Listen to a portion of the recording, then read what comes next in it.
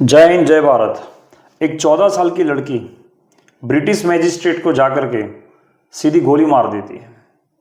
एक आम बात तो नहीं है, पर फिर भी हमने इतिहास के पन्नों में आज तक इसका नाम नहीं सुना है। हम बात कर रहे हैं सुनीति चौधरी, और ऐसे हम टोटल 2 वीरांगनाओं के बारे में बताने वाले हैं।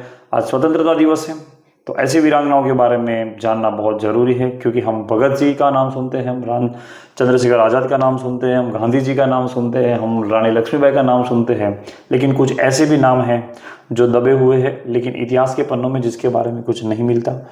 सुनीति चौधरी, जो कोमिला डिस्ट्रिक्ट ऑफ बंगाल, जो आज के टाइम पे बांग्लादेश के अंदर है, वहाँ उनका जन्म होता है।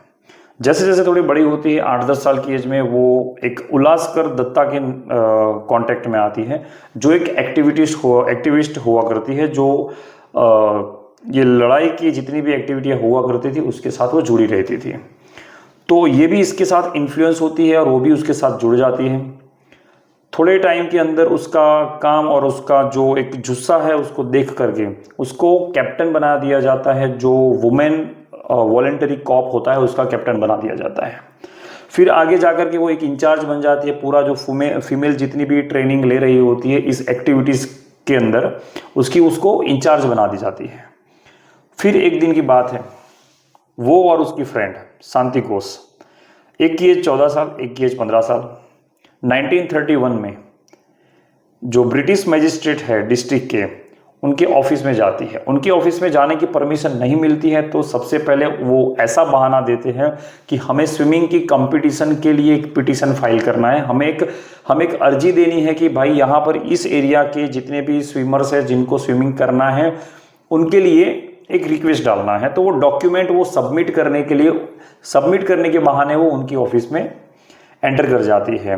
जैसे ही वो उस मैजिस्ट्रेट को डॉक्यूमेंट देती है, जिसका नाम चार्ल्स स्टीवन था, वो भाई साहब डॉक्यूमेंट देख रहे हैं, और जैसे ही उन्होंने डॉक्यूमेंट देखना स्टार्ट किया, पढ़ना स्टार्ट किया, तब उन्होंने जो सॉल पहनी थी उस सॉल को निकाला, ऑटोमेटिक पिस्टल निकाला, सीधा उसको गोली मार दिया।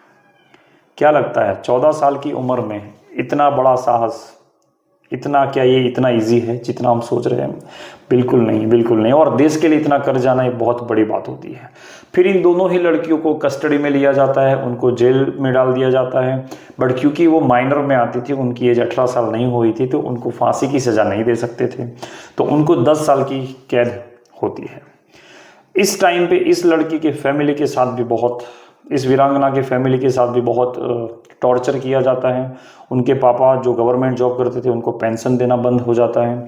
उनके दोनों ही बड़े जो भाई थे उनको कस्टडी में डाल दिया जाता है। उनको बिना ट्रायल के उनका पूरा फैमिली बिखर जाता है। लेकिन पूरे एक देश को आज़ाद करने के लिए इस लड़की ने जो कुर्बानी दी है वो काबिल तारीफ था। जब उसका इंटरव्यू किया जाता है तब वो बताती है, इससे अच्छा तो मर जाना है, घोड़े के तबेलों में पड़े रहने के, घोड़े की तरह तबेलों में पड़े रहने से तो अच्छा है कि मर जाना।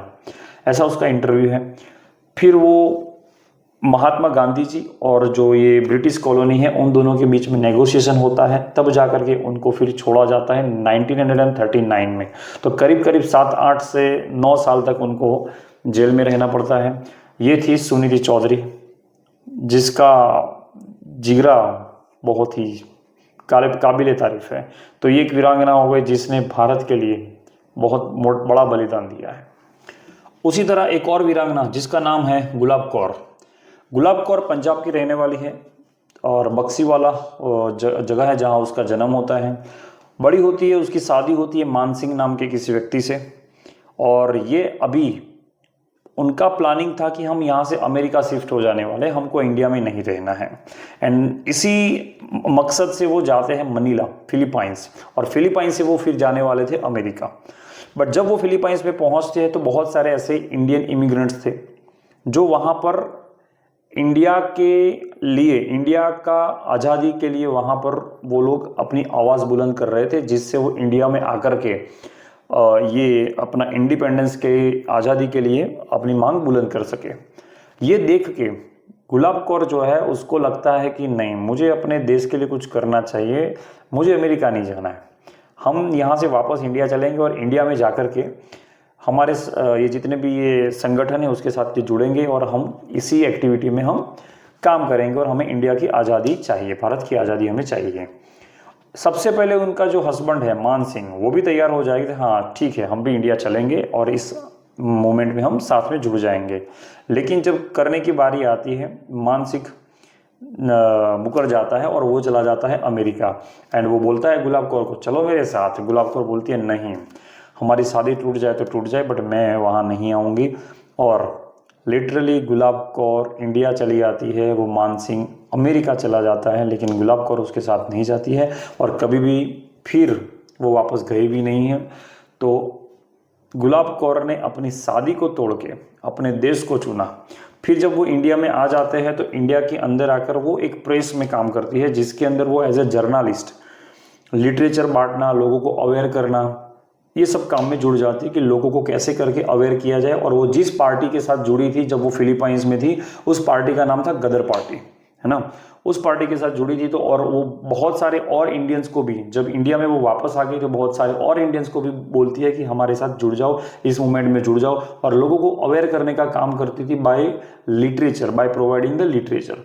लेकिन जब ये इतनी सारी एक्टिविटीज़ में जुड़ गई थी तो ब्रिटिश गवर्नमेंट को पता चल गया था। ब्रिटिश गवर्नमेंट इसके ऊपर कंटिन्यूस वॉच रख रही थी और ब्रिटिश गवर्नमेंट उसको एक दिन पकड़ लेती है, उसको कस्टडी में ले लेती है और उसको 2 से 3 साल की सज़ा सुनाई जाती है। और उस टाइम पे उसको बहुत ज़्यादा टॉर्चर भी किया जाता है, लेकिन अपनी शादी को छोड़ के, अपनी अच्छी लाइफ को छोड़ करके भी गुलाब कौर अपने देश के लिए वापस आती है, मूवमेंट में पार्टिसिपेट करती है, लोगों को अवेयर करती है। ये एक छोटा काम नहीं है, बहुत इजी काम नहीं है, ये जितना हमें लगता है उतना इजी काम नहीं है। तो हमने आज 2 वीरांगनाओं के बारे में देखा है, एक थी सुनीति चौधरी, दूसरी थी गुलाब कौर। हम फ्यूचर में इन दोनों के बारे में ज़रूर से याद करेंगे। जय हिंद, जय भारत।